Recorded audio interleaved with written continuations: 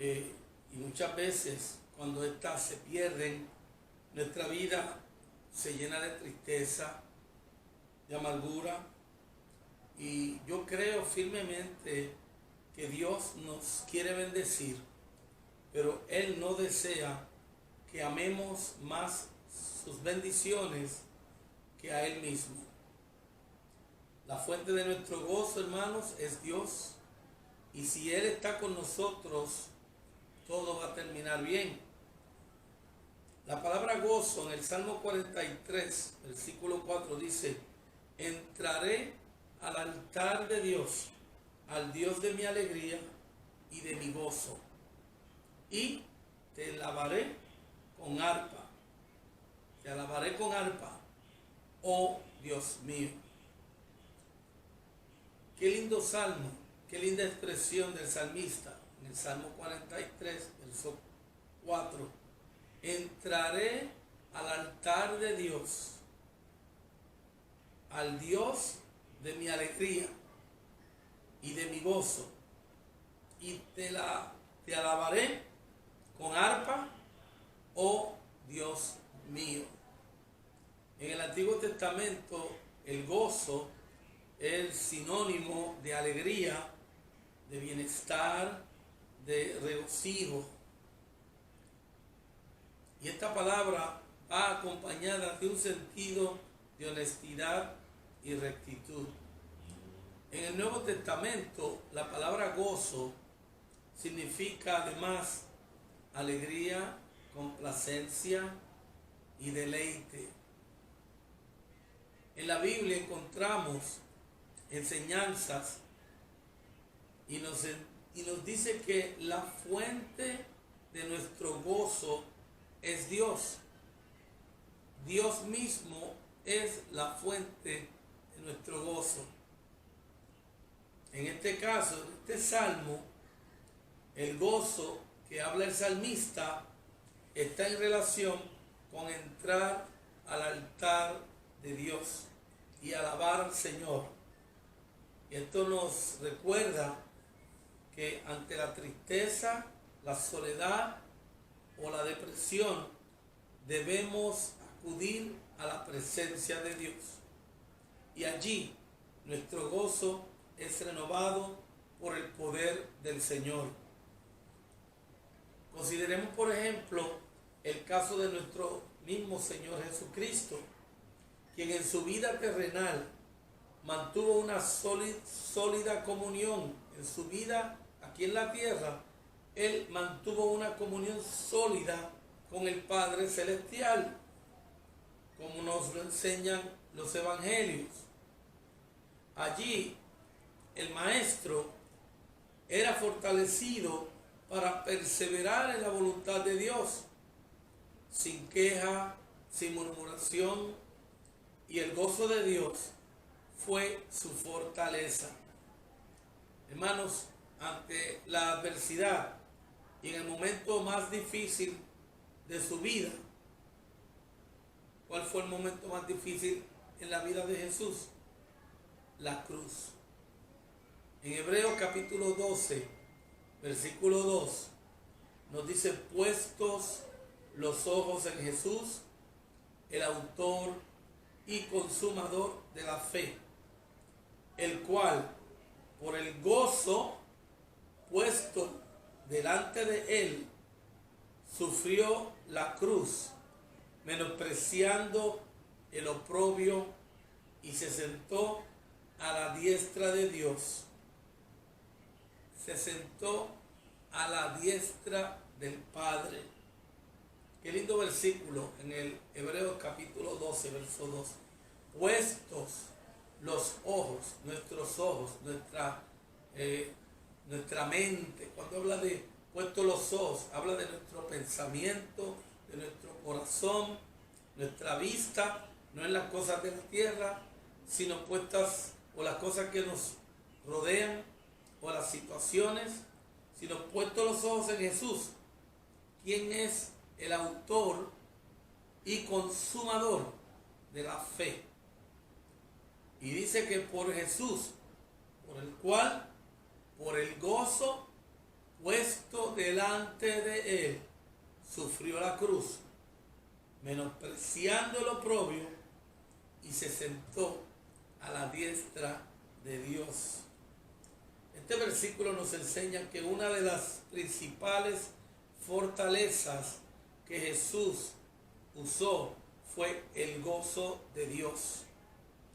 En su vida terrenal, el Señor fue perseguido, Él experimentó una recia oposición, Él experimentó persecución, fariseos y escribas lo tentaron una y otra vez, y ante el sufrimiento de la cruz fue el gozo, la fortaleza de Él.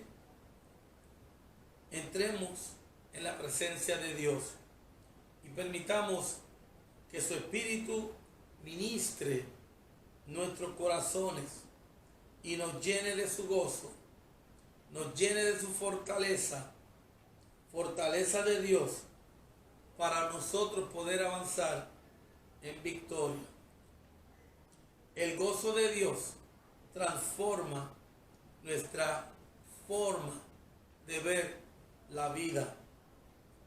Hebreos 12:2, nuevamente lo repito, puestos los ojos en Jesús, el autor y consumador de nuestra fe, la cual, por el gozo puesto delante de él, sufrió la cruz.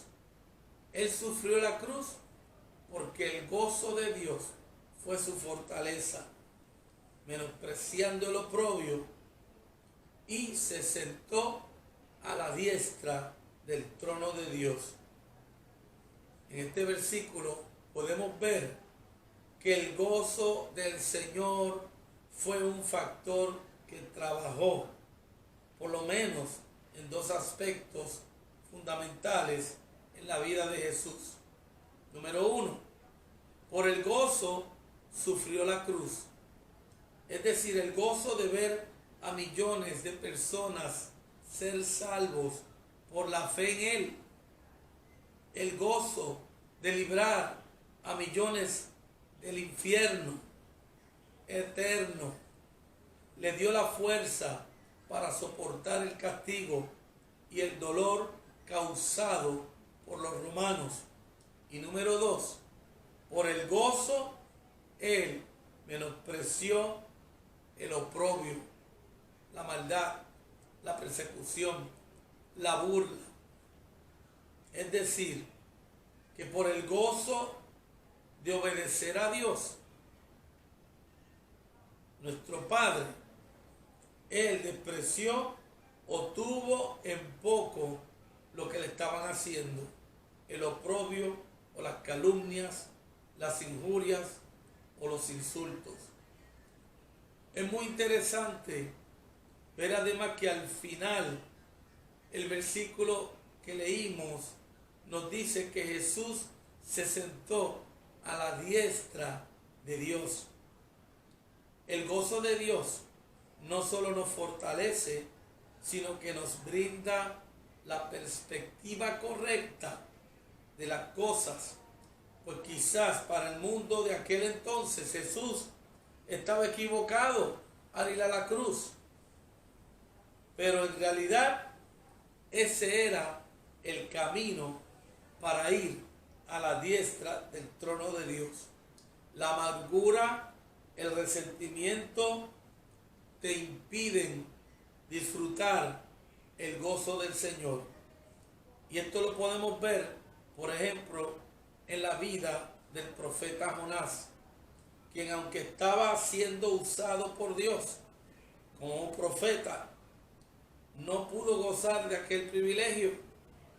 El profeta Jonás anhelaba ver el juicio sobre la ciudad de Nínive, pero el resentimiento en su corazón hacia los ninivitas le impidió vivir el gozo de servir a Dios. Cuando no se procura, hermanos, el gozo de Dios en el corazón, ocurre tristeza, enojo, frustración, las emociones que gobiernan la vida del cristiano son afectadas. El profeta Jonás se enojó, estuvo frustrado al no ver caer el juicio sobre Nínive, y su corazón se puso triste al no ver lo que él deseaba. Y podemos ver a través de esta escritura una visión oscura de la vida, tanto que, por ejemplo, Jonás le pidió a Dios que le quitara la vida. La falta del perdón, el enojo, la amargura, la envidia y los complejos son enemigos del gozo del Señor. Ellos buscan apagar la alegría de Dios en el corazón del cristiano y así hacerlo murmurar en contra de Jesucristo y en contra de la vida que al fin y al cabo viene de Dios. Cuando permitimos al gozo de Dios fluir en nuestra vida, cuando vamos a la presencia del Señor para procurar que su gozo llene nuestro corazón, entonces nuestra mirada hacia el futuro cambia. Nuestra esperanza y nuestra fe se hacen fuertes y nuestra actitud en la vida es diferente y glorificamos a Dios. Que Dios les bendiga. Esta palabra, esta reflexión, espero que llene tu corazón y que te sientas alegre en medio del dolor